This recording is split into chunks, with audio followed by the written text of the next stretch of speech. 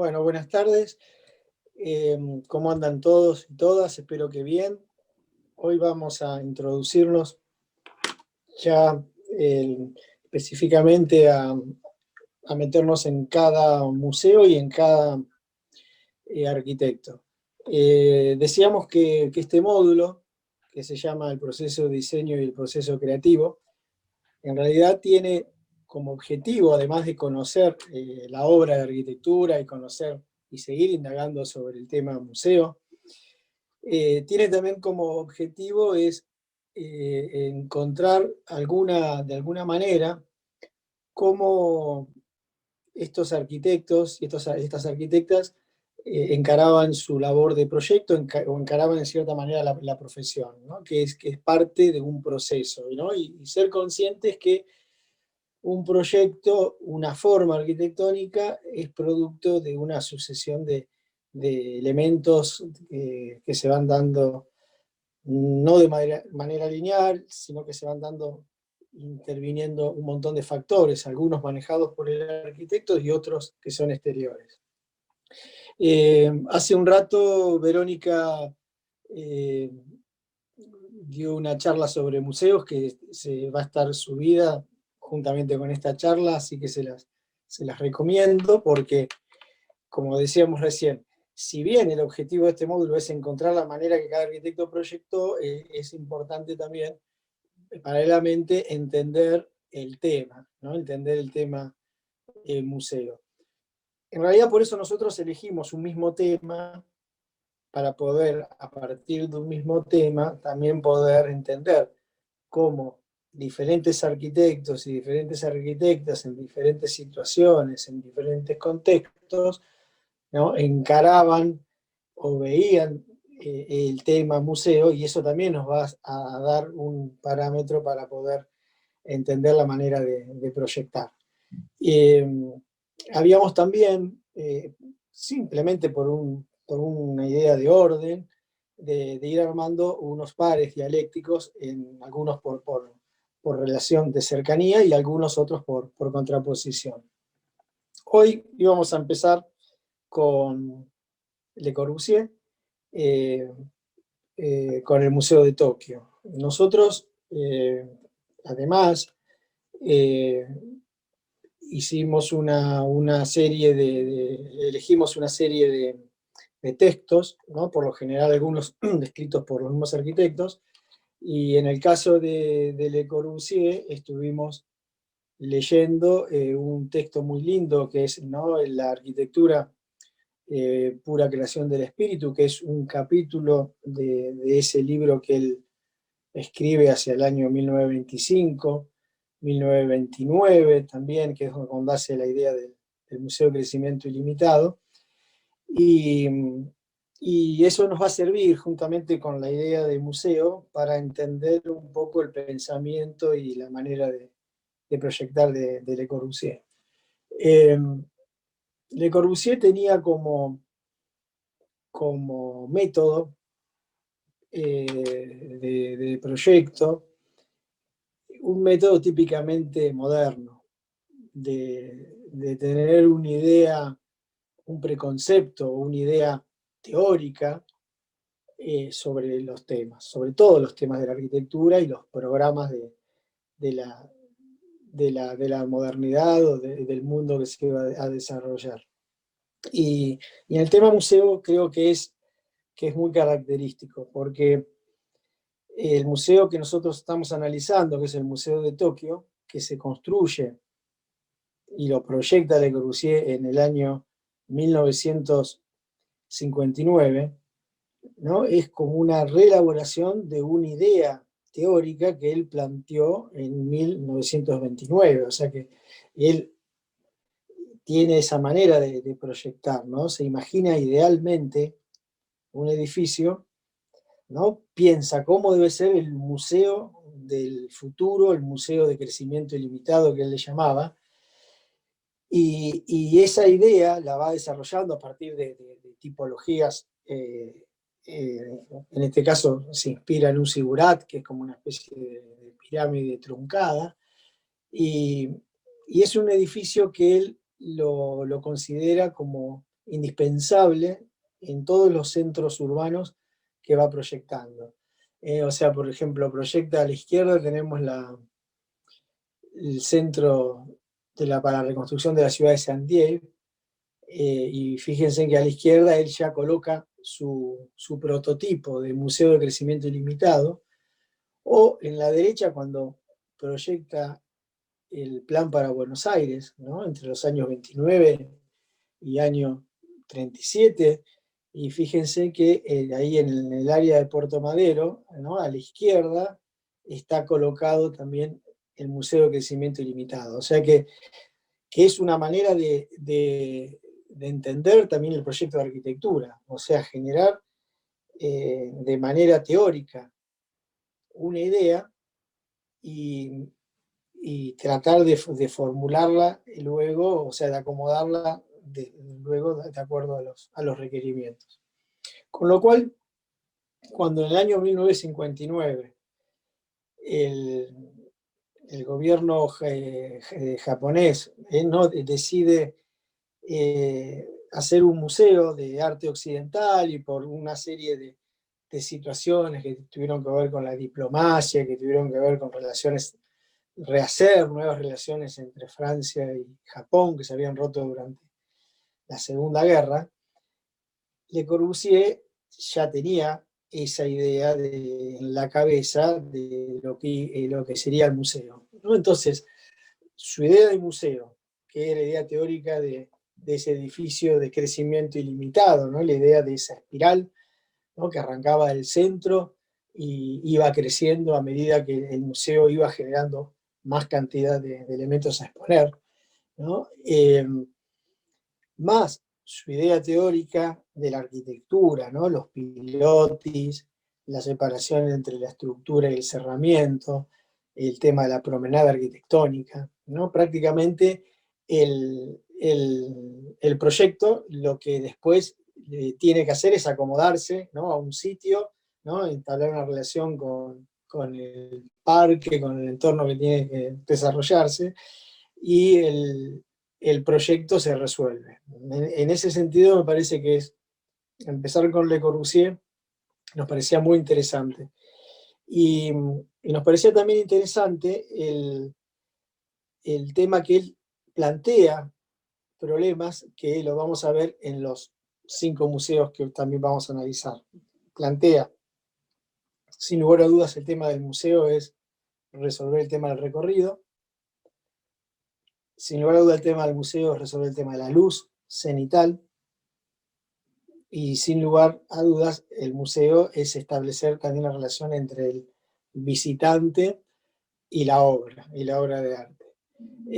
Todos estos 3 temas están perfectamente planteados en este hermoso museo de Tokio, y aparece también otra obsesión de Le Corbusier, que la llevan en toda su carrera, por lo simbólico, la pirámide, el triángulo, el cuadrado, la relación áurea, ¿no? Es una síntesis en esta obra de casi toda la problemática planteada por Le Corbusier. Es una obra complejísima, eh, muy estudiada, y creo que es una de las grandes obras de Le Corbusier. Es interesantísimo, sobre todo la geometría, si ustedes ven la lucarna del centro, ¿no? Que es donde cenitalmente entra la luz al centro del edificio, ¿no? Y si ustedes observen después cuando analicen la geometría de cómo genera a partir de esos cuadrados de 6,35 por 6,35, que es la estructura, cómo toma el triángulo ese, ¿no? El triángulo a partir de la diagonal a 45 grados un triángulo de un cuadrado central, hay una diagonal a 45 y después están los otros ángulos, ¿no? El de 60 y 30, y todas esas relaciones, ¿no? que van surgiendo, que vienen del libro del Modulor, y toda esa obsesión por la proporción, que tiene muchísimo que ver con el texto que leímos también, ¿no? ¿Se acuerdan que en el texto que leímos de Arquitectura Pura, Creación del Espíritu, ¿no? Él dice que la proporción es la piedra del proyecto del arquitecto, ¿no? Y lo que divide, lo que separa una simple construcción, ¿no? Una simple construcción es el arquitecto, ¿no? Tiene esa idea de la proporción, esa idea de las relaciones, las sabias relaciones entre las partes, la métrica, ¿no? Ese módulo de 635 por 635 que también tiene una relación en corte, y que llega en este artículo a esa famosa frase que durante mucho tiempo era la definición de Le Corbusier para entender la arquitectura, ¿no? En un momento en ese artículo donde mezcla, ¿no?, fotografías del Partenón y pensamientos propios del teórico, ¿no? Esa famosa frase que dice, ¿no?, la arquitectura es el juego sabio, correcto y magnífico, ¿no?, de los volúmenes bajo la luz. Y mucho de esto lo vamos a ver luego en el Museo Kimbell de Cannes, ¿no? La relación de la arquitectura con la luz y la relación también poética que hace Kant con la relación de la luz con el proceso creativo. El Museo de Tokio, le contaba a Verónica que justamente el sábado estuve hablando con el director del Museo de Tokio en un Zoom, y que estaba muy preocupado por el árbol que está en la casa Curuchet. Justamente el sábado hubo una reunión acá en La Plata, en la casa de Curuchet, de los 17 sitios que son Patrimonio de la Humanidad. El Museo de Tokio, justamente con la casa de Curuchet, es uno de esos 17 sitios que son Patrimonio de la Humanidad. Y, y yo creo que están extremadamente bien elegidos, porque son todos edificios complementarios, y el Museo de Tokio, sin lugar a dudas, debe ser el edificio que más sintetiza todo el pensamiento de Le Corbusier, ¿no? Porque están los 5 puntos para la arquitectura, está el tema del recorrido, está la incorporación de lo artístico, hay una modernidad también, porque ya está construido entrando a la década del 60, hay espacio urbano, está la planta libre, y tiene una calidad enorme. Hay muy lindas fotos para entenderlo, y creo que analizando el museo y volviendo para atrás, me parece que es muy significativo de esa manera que tenía Le Corbusier de proyectar, ¿no? De establecer los temas. La otra arquitecta que nos gustaba compararlas, no compararlas, pero sí ponerla al lado de esta obra, ¿no?, es Alina Bobardi, con el Museo de Arte Moderno de San Pablo. Alina Bobardi es, bueno, hemos analizado esta obra y hemos tenido una serie de textos para leer. Hoy agregamos otro texto muy lindo de Van Eyck, contando un poco la visita que él hace al museo unos años por el 84, creo que es la visita de Van Eyck. Y hemos leído esos dos artículos, uno se llama Piedra contra Diamantes, y también el otro artículo escrito por Oliveira, ¿no?, que es un poco una lectura de cómo también el uso después, o el director del museo, parecido a lo que nos pasó cuando vimos el tema de las rejas en el teatro argentino, ¿no?, como a veces el uso que hace el director de la obra no es respetuoso de las ideas del arquitecto. Pero también es muy interesante presentarles a esta arquitecta su historia, su complejidad enorme de su vida y de su historia, y además ver ahora el museo. ¿Se acuerdan que este museo lo habíamos visto en una charla cuando vimos Arquitectura Ciudad? ¿No? Porque además de ser un excelente, quizás la idea más radicalizada de edificio ciudad que uno puede ver, además tiene una idea muy radicalizada, en este caso, de la idea de cómo debe ser un museo, y el replanteo en versión más contemporánea de cómo se debe exhibir una obra de arte. Eh, si bien Lina Bobardi uno la puede considerar una arquitecta moderna, eh, y nadie duda que el Museo de San Pablo es una obra paradigmática de la arquitectura moderna, en el sentido de las grandes ideas, ¿no? Cómo se maneja la arquitectura moderna.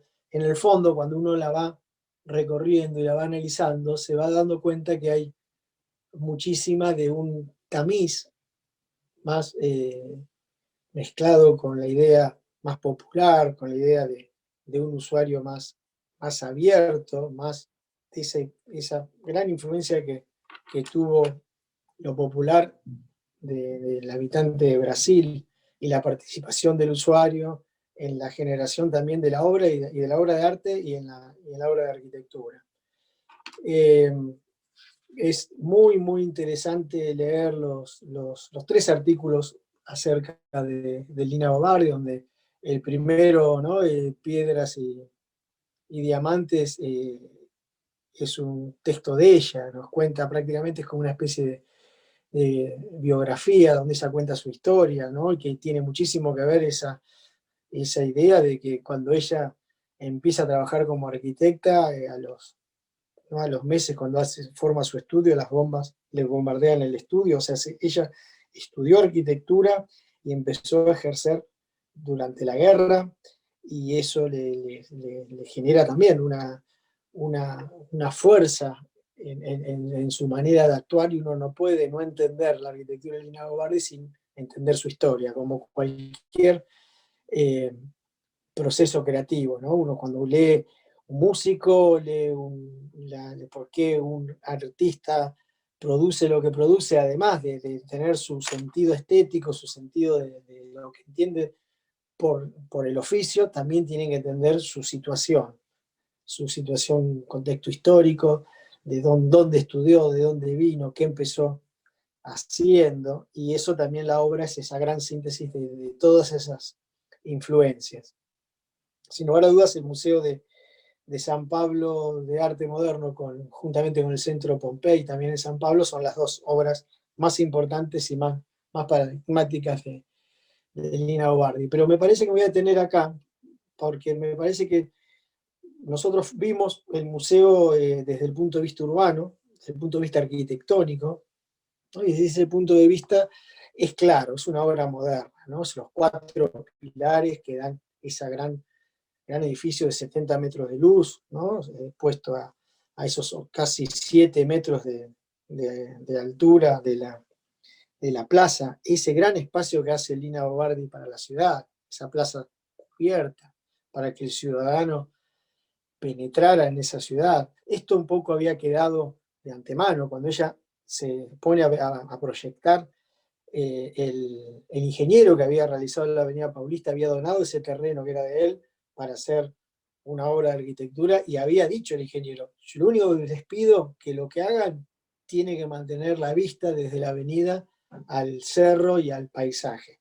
O sea que, fíjense que cuando ella entra con su modernidad, el proyecto ya venía de antes, o sea que tampoco es el arquitecto, diríamos, especie de mago o que inventa las cosas de la nada, ¿no? Lina se empalma de una manera brillante en una idea, en una historia, ¿no? Y sí, como ella decía, sin nostalgia, hay que mirar el presente y del presente salir para adelante.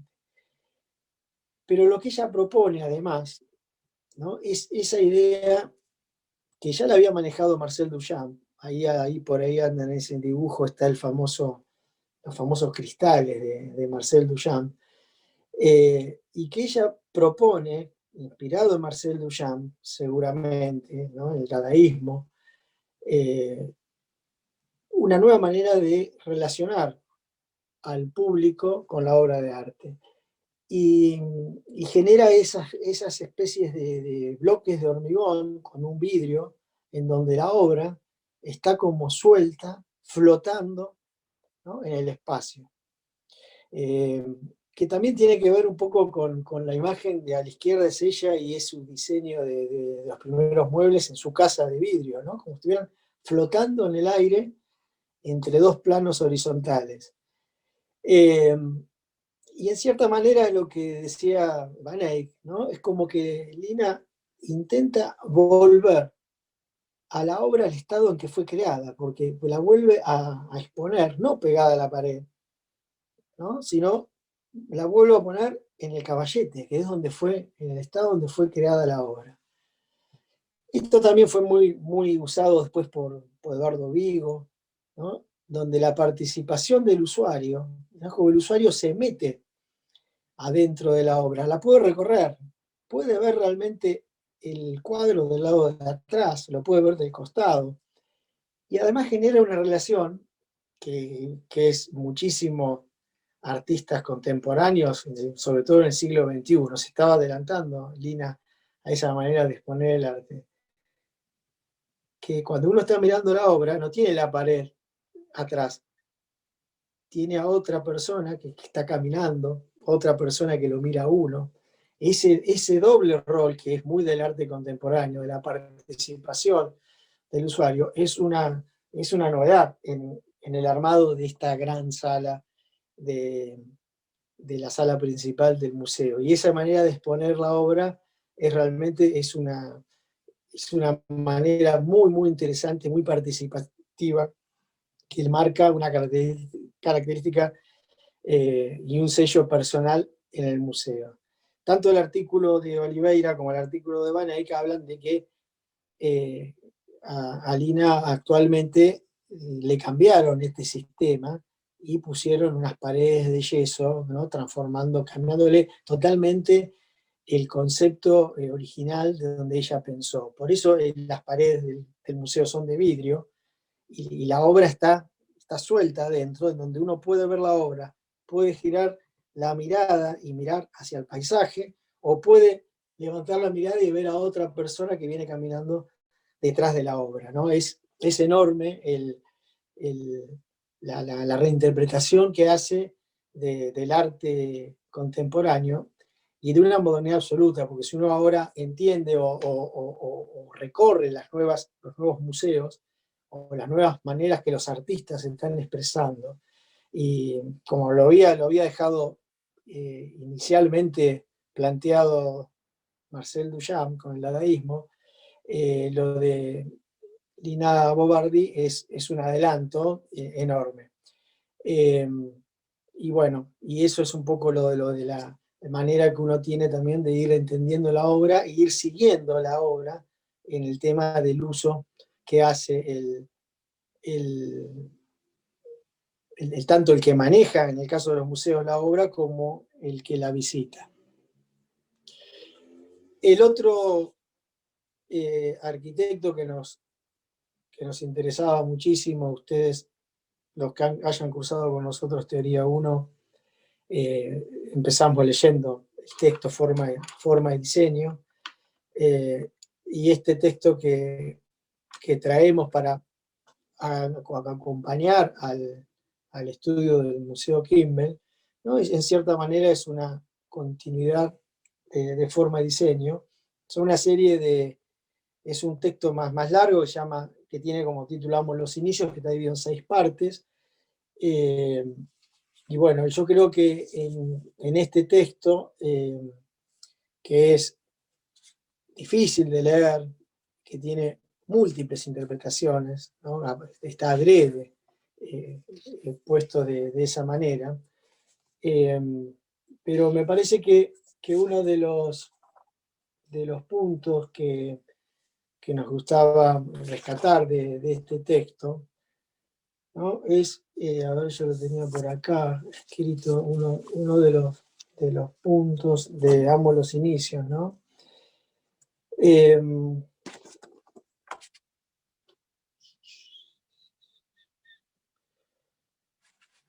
Sí, claro, porque son muchos los puntos que digamos, los inicios nos puede dar, ¿no? Uno va pasando por diferentes puntos pero me parecía que la teoría de las inspiraciones, me parecía que yo quería contarles y resaltar dentro de eso. Nosotros habíamos visto, ¿se acuerdan?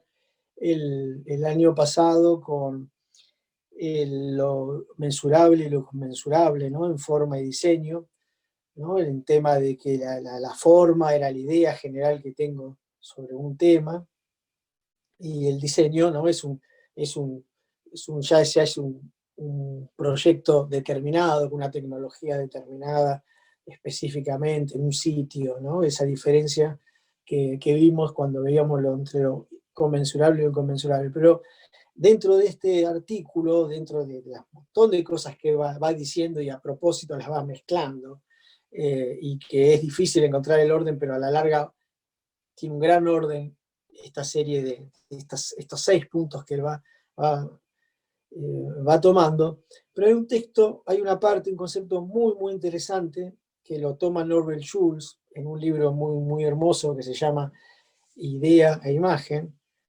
que es el concepto de las instituciones del hombre. O sea, Kant vuelve atrás, antes de la existencia de la arquitectura, ¿no? Y él dice que eh, lo que rige al ser humano son las inspiraciones. Que las inspiraciones, en cierta manera, es lo que él llama el silencio, ¿no? Cuando ahí están las inspiraciones, no hay todavía existencia ni de edificios ni de elementos, son inspiraciones. Y él dice, los tira así al pasar, ¿no? Pero la inspiración a aprender, que luego esa inspiración de aprender surge, ¿se acuerdan cuando veíamos esos dos, el hombre que se posa debajo de un árbol y escucha a otro, empiezan a dialogar, y esa inspiración a aprender hace que surja la institución escuela, y una vez que surge la institución escuela, esa inspiración a aprender, esa inspiración a educar, lleva a la construcción de edificios, escuelas, ¿no? Entonces va como más atrás, va siempre al origen. Por eso, con lo que él dice, amo el inicio, al inicio de todo. ¿Qué había antes de lo que era antes? Entonces él dice, bueno, la inspiración a aprender, una inspiración que surge después de la institución de escuela. La inspiración a expresarse, ¿no? Que tiene que ver seguramente con la inspiración, con la construcción de otros tipos de edificios, el teatro, también el museo, ¿no? La inspiración al bienestar, la inspiración a encontrarse, todas esas teorías que él anda por ahí en un momento del artículo, ¿no? Que es lo que según él va pasando de ese umbral, de lo que es el silencio a lo que es la luz, ¿no? Y en el paso de ese proceso creativo entre el silencio y la luz está lo que él llama los umbrales, ¿no? Y que cada umbral, cada uno tiene un umbral diferente, ¿no? Ese paso en lo que uno podría llamar comúnmente la inspiración, lo que podría llamar de alguna manera, ¿no? Cómo surgen los elementos. Si bien nosotros nos hicimos más, eh, eh, más hincapié en leer el primero, que llamamos Los Inicios, el texto es muy interesante, ¿no? Y tantos los 6 puntos de este texto me parece que es muy interesante, y es un texto que uno lo puede leer ahora, ustedes lo pueden leer el año que viene, lo van a poder leer cuando estén finalizando la carrera, y como gran texto, como son los textos de Borges o todo gran poema, cada vez que uno lo va leyendo, le va encontrando diferentes lecturas y diferentes sabidurías a este texto. Sin lugar a dudas, el Museo Kimball para muchos es la obra más representativa de Kant, ¿no? Para muchos tiene esa síntesis entre todos, la complejidad de su programa, de sus proyectos, y, y establece eso que decíamos hoy con Le Corbusier, ¿no? Establece que la problemática del museo, sin lugar a dudas, es la luz, ¿no? Como problemática principal, primaria, el recorrido, ¿no? Y la estructura. Y Kant, como decíamos la otra vez, está dentro de la historia de la arquitectura como ese pivote en donde la arquitectura moderna, en cierta manera, se reinventa a partir de empezar también a volver a mirar la historia, a volver a mirar partes del legado de las tipologías históricas, ¿no? Entonces Kant se inspira en, en unos edificios que había en Pompeya, romanos, ¿no? Sin lugar a dudas hay proporciones que las tomas de esos edificios romanos, como esos edificios que son atemporales, que han existido siempre en la historia, pero si uno lo analiza muy bien, las bóvedas que él propone no son bóvedas, porque no se unen arriba, con lo cual juega, ¿no?, de una manera genial entre el pasado, el presente y el futuro, porque genera, en realidad son dos alas, porque no se unen arriba las bóvedas, porque su preocupación era la entrada constante de luz.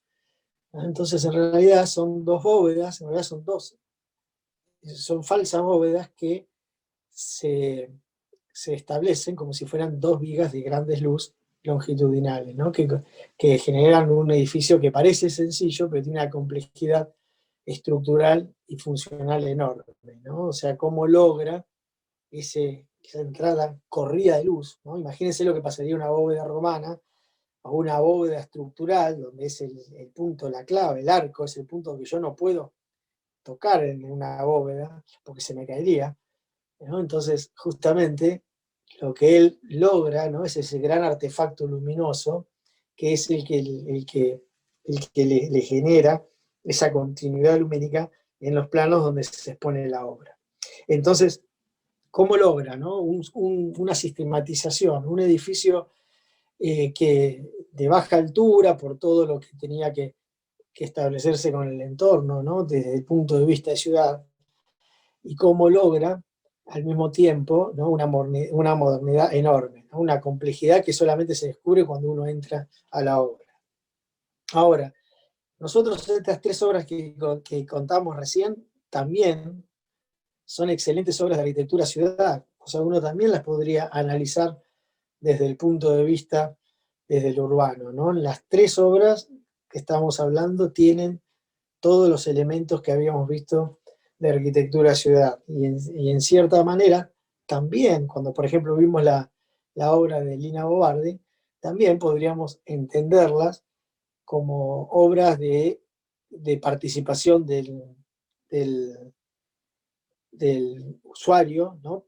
Están partes de la obra recorrer de esa manera tan articuladas los sistemas de exposición, ¿no? Con lo cual, uno también podría establecer, ¿no?, entre el módulo 1 de la relación de la teoría con el proyecto, el módulo 2 de arquitectura ciudad, el módulo 3 que vimos este año, que si bien es vivienda, estuvimos integrándonos al tema de la participación del usuario, ¿no? Entonces uno también va generando esa manera esa complejidad que uno necesita integrar todos los elementos.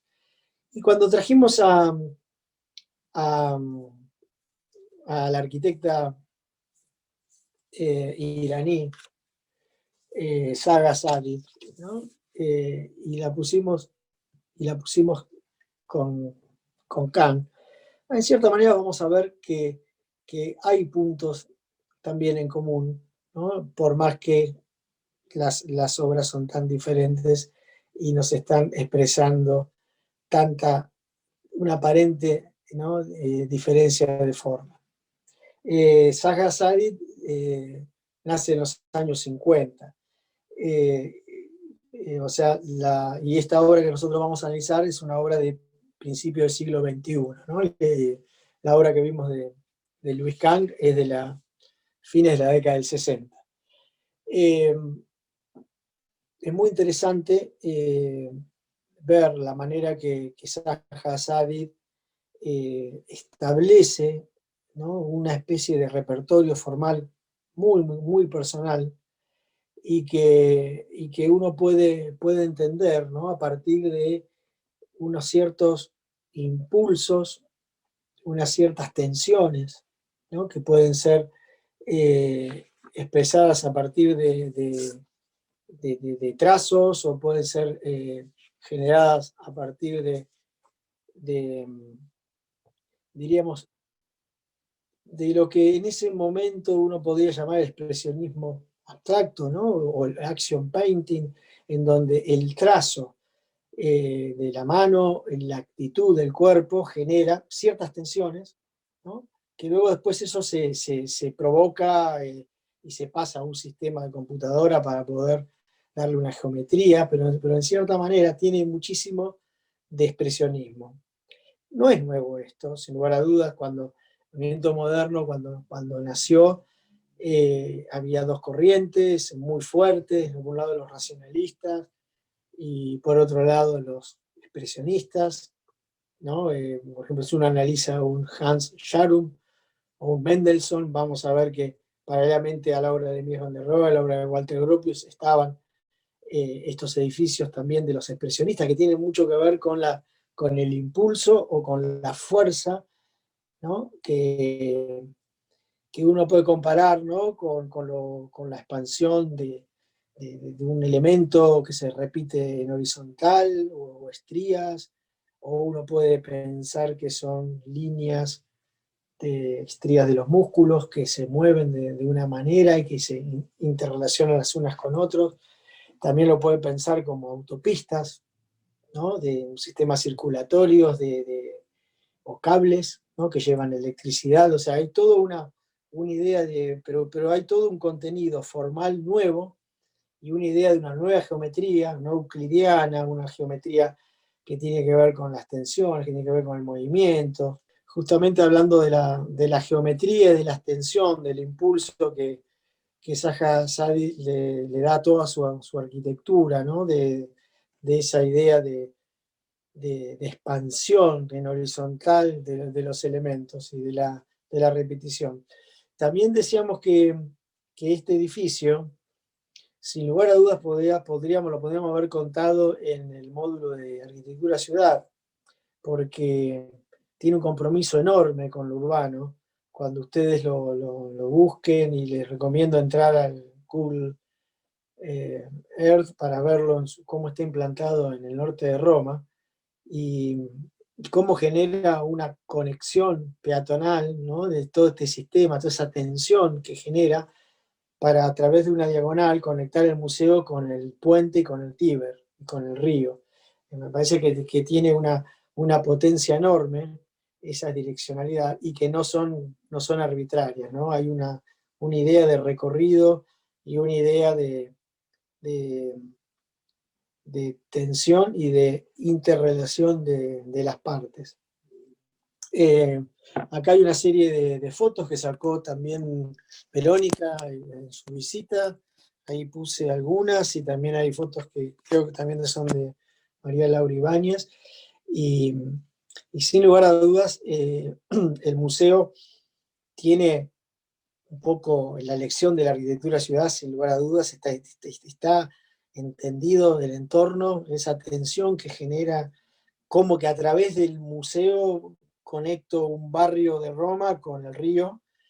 Puedo entrar al museo, puedo entrar debajo de ese semicubierto, puedo entrar al hall del museo sin pagar la entrada, y puedo ver parte del museo, puedo entender la espacialidad del museo, ¿no? Sin lugar a dudas, hay toda una sabiduría, además de toda esa complejidad geométrica y todo ese mundo de formas y esa espacialidad que era lo que se buscaba en el llamado concurso. Este museo, a diferencia de los que vimos anteriormente, eh, se llamó concurso sin tener una colección como para alojar, ¿no? En los museos, por ejemplo, el Museo de Tokio de Le Corbusier o el Museo Kimball, era para alojar una determinada colección, determinados cuadros, ¿no? Acá el museo crece como el museo del siglo XXI, ¿no? Se inaugura justamente a principios del siglo XXI, y el mismo museo, en su complejidad de programa, porque además son laboratorios, hay talleres, va a producir arte contemporáneo, ¿no? Y va a producir también nuevas obras. O sea que hay toda una instancia y una complejidad que en realidad vuelve a ese origen que decíamos y que decía hoy Verónica cuando contaba el origen del museo a partir de las musas griegas, ¿no? Que ese es el lugar para que la gente vaya a inspirarse. Y este museo realmente surge eso, ¿no? Del lugar donde la gente va a inspirarse y donde el artista tiene la posibilidad de producir nuevos contenidos, nuevos programas. Cómo proyectaba Saja, bueno, tiene mucho de personal, tiene mucho de sus impulsos y abre un campo nuevo, formal, a la arquitectura, ¿no? De lo imprevisto, de la utilización de nuevas geometrías y de la utilización de ciertos puntos de la obra, ¿no? Ciertos programas de la obra, o ciertas partes de la arquitectura que pueden, ¿no? Tomar unas geometrías de esta manera y otras partes que no. En este momento, bueno, Saja falleció en el año 2016, murió joven, muy joven, a los 65 años, pero dejó un legado y dejó su oficina funcionando. Ahora, si ustedes ven, por ejemplo, en Buenos Aires se está haciendo una torre de viviendas de lujo. Y bueno, cuando ella tiene que construir o tenía que construir un edificio, inclusive hay un estudio de un docente de instalaciones que analizó el Museo de Roma desde el punto de vista de la estructura de las instalaciones. Hay ciertos puntos de la obra que están apilados, o sea ahí, si ustedes ven, hay un volumen ahí en la punta, ¿no? Que es el que sostiene la gran sala después que vuela sobre la plaza, pero en cierta manera para construir, ¿no? Todo para transformar estas tensiones que son muy estéticas, que son muy seductoras, que son muy dinámicas, a la larga se traduce y el oficio de arquitecto hace que el hormigón tenga que tener una escuadría, que tenga que apoyarse en algún punto, o sea que me parece que también ese contrapunto, ¿no? Entre lo extremadamente libre y las leyes de la estática, me parece que es lo que da la elección de esta excelente obra en Italia, ¿no? O sea, cómo se puede partir de unas ciertas visiones que tiene que ver con el impulso, tiene que ver con el impulso de la mano. Estas, por más que después se tengan que pasar a un sistema de computadora o a un sistema de ordenador para los cálculos y para traducir esto en los espacios, en los estudios de maquetas electrónicas, etc., el origen de las obras de Saja son su impulso y es humano. No creo que el estudio pueda seguir haciendo estas obras con esta plasticidad y esta frescura sin ella, ¿no? Es lo que tiene el expresionismo, o es lo que tiene este tipo de manera de proyectar, ¿no? Parece que va a ser difícil, ¿no? Es la libertad del trazo, sin lugar a dudas es la libertad del trazo y es la fuerza de la mano y el impulso, ¿no? El impulso nervioso sobre el lápiz, sobre el trazo, sobre el papel, sobre la transformación. Otra eh, arquitecta, en este caso muy cercana a Lina Bobardi, porque es una arquitecta italiana que nace con 13 años de diferencia, ¿no? Nace Lina Bobardi, nació en 1914, ¿no? En plena, cuando estalló la Primera Guerra, y Gaetana Gaia Blenti nace en el 1924. Y mira, pero 1927 nace, 13 años después. Y me parece que es muy interesante también entender, porque surgen de manera parecida las dos arquitectas, tanto Lina Bobardi como Gaia Blenti, empiezan a trabajar en las grandes revistas de moda y de arquitectura que generó la posguerra italiana, las tres grandes revistas, tanto la Casa Vela como la Domus, como la Lotus, ¿no? Fueron, sin lugar a duda, guía en el diseño de la arquitectura, el diseño industrial, el diseño de modas, el diseño de la totalidad. Y Aulenti, tanto como Lina y tanto como los arquitectos que surgieron desde la Bauhaus, como Le Corbusier, como Breuer, Mies van der Rohe, establecieron parámetros de diseño total, o sea, diseñaban desde la ciudad, desde un edificio histórico, desde un museo, hasta un mueble, ¿no? O un artefacto. Lina diseñó también unas hermosas sillas que las empezó a fabricar en Brasil, pero Guy Aulenti generó una enormidad de productos industriales eh, con sobre todo sillas, muebles, artefactos, y también, a nuestro entender, fue influenciada por Marcel Duchamp. Veíamos en Lina Bo Bardi los grandes cristales, ¿no? La manera de exponer de Duchamp en el centro del museo, y sin lugar a dudas esta bicicleta, esta rueda de bicicleta puesta sobre el taburete, influenció para uno de estas mesas móviles de Guy Aulenti, ¿no?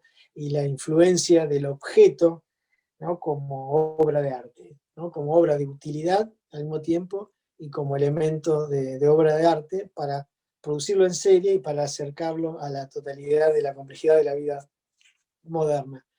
Pero lo que, lo que vamos a ver en este caso, de la manera de proyectar de Guy Aulenti, es su especialidad, que también se especializó en museos, y se especializó en museos en el sentido de que, como buena italiana, de estar muy metida dentro de un país con un patrimonio histórico enorme, eh, empezó trabajando sobre edificios en Venecia, edificios en Roma, edificios con una carga histórica enorme, para transformar palacios o transformar viejos edificios en museos nuevos. Y, y cuando le toca, me deciden darle a ella y a su equipo el Museo de la Gare de Orsay, eh, eh, se encuentra eh, con un desafío enorme.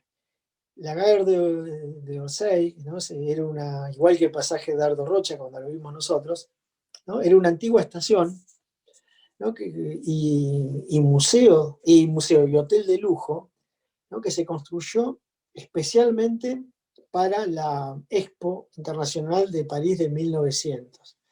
¿No? La gente llegaba eh, a la exposición, ¿no? Esa exposición donde estaba la Torre Eiffel, donde esas grandes exposiciones que cada país se exponía todos los logros en la técnica, en el arte, llegaba por esta estación. Y ya fue generada y fue proyectada por un gran arquitecto neoclásico, o sea que el edificio tiene una carga enorme.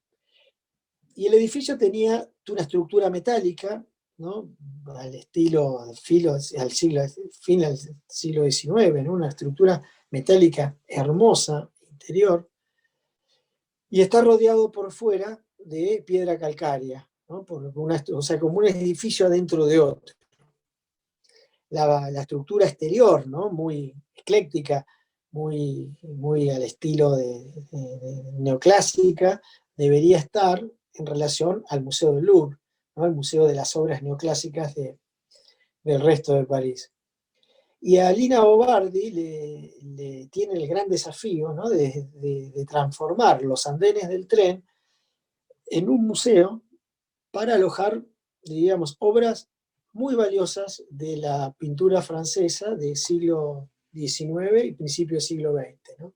Ahí están los impresionistas, están los expresionistas, están los primeros Van Gogh, hay una serie de pinturas francesas de un valor enorme. Pero lo que hace Lina Bo Bardi es volver también a entrar en contrapunto con ese antecedente industrial, ¿no? de hierro, y vuelve a construir como un edificio duro, cerrado, en piedra, adentro del otro edificio, ¿no? Entonces genera mucha controversia, fue muy criticada, este proyecto es muy criticado, sobre todo por los franceses, ¿no? Porque fue un equipo italiano el que lo hizo, pero, pero hay que entender también la época que hizo y cuál es el sentido, ¿no? De generar ese edificio adentro de otro edificio y generar también ese contrapunto, ¿no? Hacia el interior. Eso que ven ahí a la izquierda es un tren eléctrico. Fue la primera estación con trenes eléctricos del mundo, ¿no? O sea, que Francia mostraba, ¿no? A fines del siglo XIX toda esa modernidad.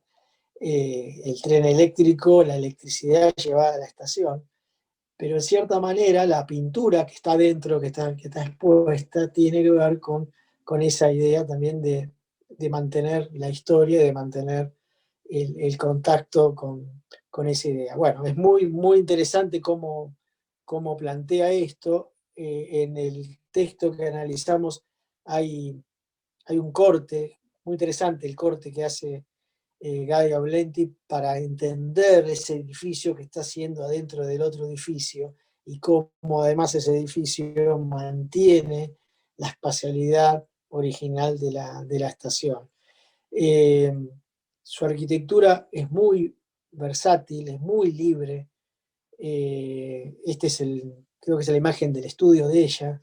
Es un poco todo un estilo de posguerra que manejó el diseño italiano, y Guy Aulenti fue una exponente de lo que fue el diseño italiano en la posguerra, ¿no? Diseñó de museos hasta sectores urbanos. Hay una plaza en Milán, Guy Aulenti, sectores de edificios más urbanos, diseñó museos, y diseñó objetos de todo tipo, ¿no? Decíamos en la otra clase que de envases de perfumes, eh, mobiliario pequeño, lámparas, máquinas de escribir, eh, y esta es un poco esa libertad que ella tiene, es el estudio vivienda de ella, ¿no? La libertad que tiene para ir agregando complejidad hacia el tema del diseño y en la incorporación de los elementos en la vida. Y por último, el sexto personaje es un personaje suizo, ¿no? Igual que Le Corbusier, eh, Peter Zumthor, eh, y en su manera de proyectar podríamos decir que es como el contrapunto de Le Corbusier, ¿no? Le Corbusier, ante un tema, él tenía un preconcepto o se generaba una teoría anticipada de lo que debería ser un museo, lo que debería ser un edificio de vivienda, lo que debería ser el mundo, ¿no? En general. Y Peter Sampton, justamente él dice que no, que justamente cada tema a él le inspira algo diferente y en función de cada tema, ¿no? Empieza como a preguntarse de cero cada elemento y empieza a hacer estos dibujitos en esta pequeña libretita y, y lo que el tema le sugiere en función de lo que él dice de su memoria, en función de lo que él ha vivido, en función de lo que él intenta, le va surgiendo la forma y va surgiendo los contenidos de los temas. Igual entendemos en él que hay como una tradición, el ser hijo de un carpintero y ser ebanista, que cuando él tiene que después transformar esas ideas que surgen, según él, de la experiencia, de la fenomenología, de lo que él quiere lograr con los sentidos, lo que quiere lograr con el espacio, siempre aparece una vocación por la artesanía, una vocación por el detalle, ¿no? Que lo caracteriza como su obra, ¿no? Y usa muchísimo la madera, ¿no? Y bueno, acá antes de mostrar, entrar al museo, trajimos dos pabellones, por ejemplo, ¿no? El pabellón de la Serpentine Gallery, en donde quiere retomar la idea del patio, ¿no? La idea de ese espacio y de contrarrestar, ¿no? La naturaleza con la cultura y la idea de detalle, ¿no? La idea de serie. Siempre él diseña un detalle casi de artesanal, como si fuera un mueble, y ese detalle es el que se repite y es el que lo ayuda a él a entablar el proceso de diseño, ¿no? Podríamos decir como que diseña una parte y el todo al mismo tiempo, pero está muy en el oficio de la producción de la obra. Eh, Casi como en contraposición a la de Corbusier, ¿no? Que el Corbusier aparece de la idea general, abstracta, y una idea que se puede repetir después en diferentes maneras, en diferentes lugares o en diferentes tiempos. Para Peter Zumthor el proyecto es una particularidad, ¿no? Es un elemento que se hace en ese punto para ese tema y en ese lugar con esa tecnología. Eh, Esto juega con los sentidos, porque imagínense que esta Serpentine Night Gallery está en el medio del Central, del Hyde Park de Londres, y entonces a una persona se imagina, ¿no? Una persona caminando por el parque, la mete de repente como una especie de laberinto de oscuridad para luego meterla nuevamente en este patio y recupera el cielo, ¿no? Recupera la luz, es como una ventana al cielo. O sea, juega continuamente con los sentimientos, que es un poco lo que va a hacer en este museo que vamos a analizar, el Museo de Brenz. Después cuando vemos otra obra que trajimos, que es el pabellón para Hannover, que también lo tenemos, ¿no? Aparece también esta manera de proyectar de él, que tiene que ver también con una idea minimalista y una idea de arte abstracto, ¿no? También está bastante influenciado por el arte, diríamos, neoplasticista o el arte abstracto actual. Este es el pabellón para la exposición suiza en la Expo de Hannover, ¿no? Y es un pabellón hecho por listones de madera, ¿no? Como si fueran líneas, pero en realidad tiene una materialidad muy concreta, que son esos listones de madera que no están clavados, ¿no? Que están apoyados y están trabados por unos tensores, con la posibilidad que cuando se pueda desarmar, ¿no? O sea, que también tiene que ver con esa noción de arte efímero, ¿no? Que están del arte contemporáneo, ¿no? Que es un arte que se puede armar, ¿no? Se puede recorrer, pero después se puede desarmar, ¿no? Y la idea de ese contrapunto entre la línea y los círculos, entre el lleno y el vacío, entre el recorrido. El pabellón suizo de Hannover tiene mucho que ver con esa manera de proyectar y con la manera de las plantas de Sumter, que asemejan muchísimo a una verdaderos, parecen cuadros, ¿no? Cuadros neoplasticistas. Nos podríamos acercar a un arte que estaría entre un Mondrian o un Torres García, diríamos, como esa composición que, que tiene que ver con esa composición que tiene que ver la fuerza de una buena planta de arquitectura, ¿no? Las plantas de Sumter tienen un valor artístico enorme, ¿no? Son cuadros en sí mismos. Las plantas, por supuesto, toda la obra de arquitectura, pero trabaja muchísimo en planta y la planta es lo que le va después a sugerir la espacialidad, ¿no? Estos son los baños, ¿no? Y este un poco el arte minimalista o el arte abstracto que uno puede ver como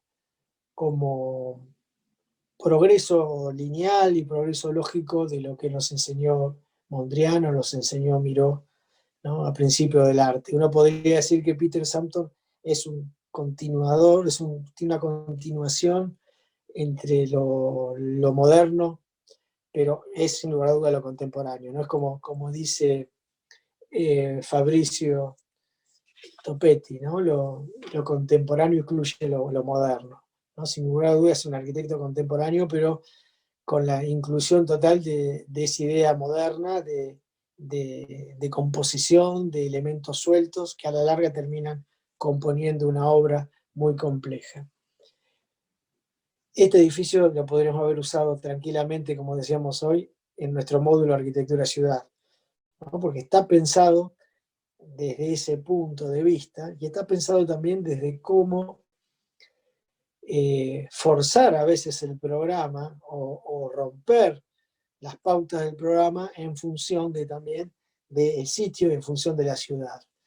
El programa del Museo de Bregenz de Sumter, ¿no? Implicaba un museo, y como todo museo implica también oficinas, implica también una cafetería, implica también ciertos elementos que, que hacen al edificio. Él adrede parte el programa, ¿no? En dos, entonces pone una caja luminosa específica para las exposiciones, y la cafetería y las oficinas y las otras partes del museo las, las articula a partir de una plaza urbana, ¿no? Inclusive se contrasta esta parte de la cafetería y de las oficinas, tienen otra estética, tienen otro tipo de carpinterías, ¿no? Y hace un diálogo de tres elementos, ¿no? Hay un teatro preexistente, está el lago, está la plaza, ¿no? Y está el museo. O sea, fíjense cómo está pensado también desde el punto de vista urbano y desde el punto de vista de la ciudad, porque sin lugar a dudas, si hubiera metido todo dentro de un edificio, hubiera quedado un edificio mucho más grande, ha sido más difícil de lograrlo. Y al sacar la cafetería del edificio, ¿no? Obliga a ese contrapunto entre que hay que salir del museo para ir a la cafetería, y entonces ¿qué es lo que integra la plaza de la ciudad y lo que está integrando un elemento con el otro? Con lo cual, esa constante que nosotros decíamos, todo arquitecto moderno y contemporáneo, todo gran edificio moderno y contemporáneo que tiene que ver esa idea de tener en cuenta la ciudad, en estas 6 obras que analizamos, las 6 obras son arquitectura ciudad también.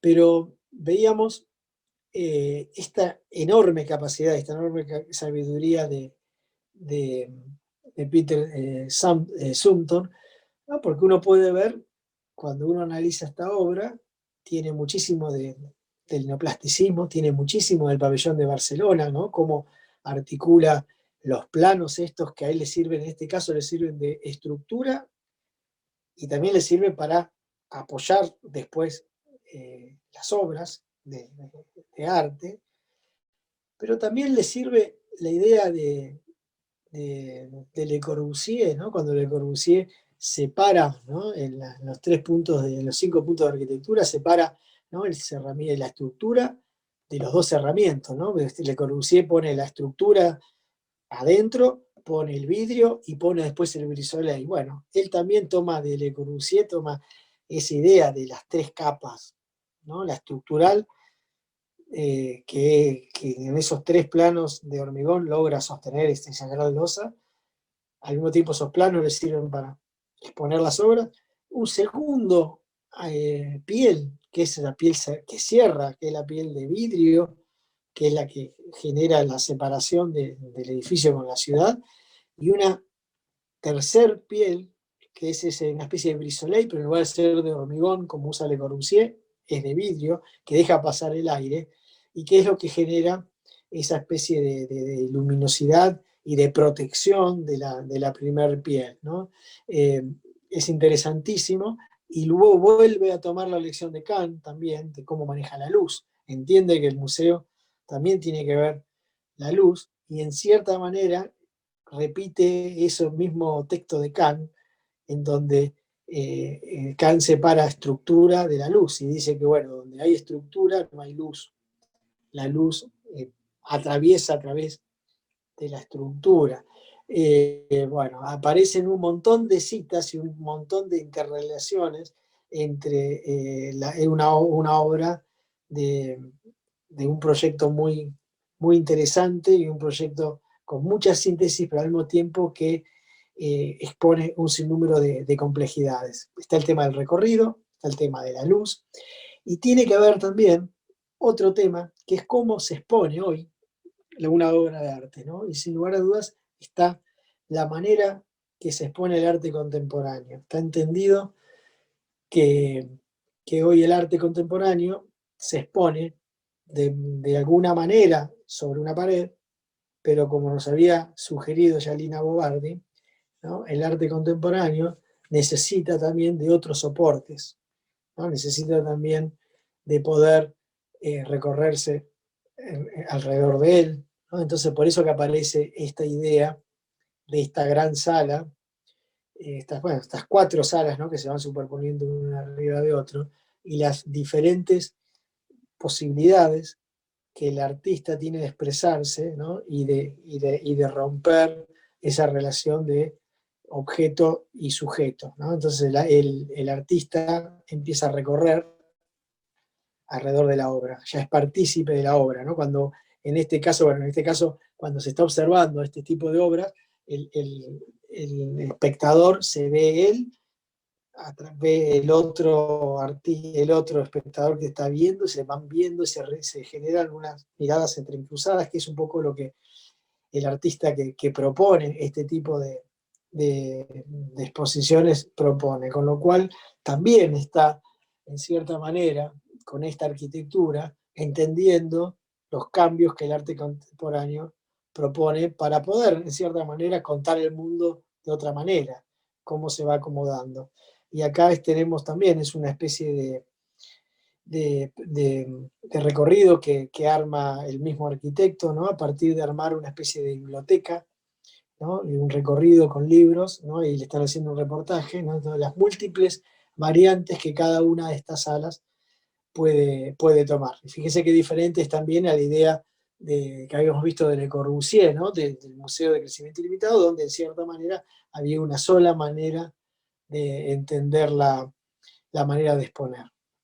Bueno, nosotros un poco el recorrido por este módulo, proceso de diseño, proceso creativo, ¿no? Tuvo como objetivo esa idea, ¿no? De presentarles a estos 3 arquitectos y 3 arquitectas, presentarles una misma obra, un mismo tema, que es el museo, y poder aprender de todos, de sus circunstancias, de la manera que proyectaron y de la manera que en cierta manera sus procesos, o sea, la manera de entender los procesos, también llegan a esos resultados.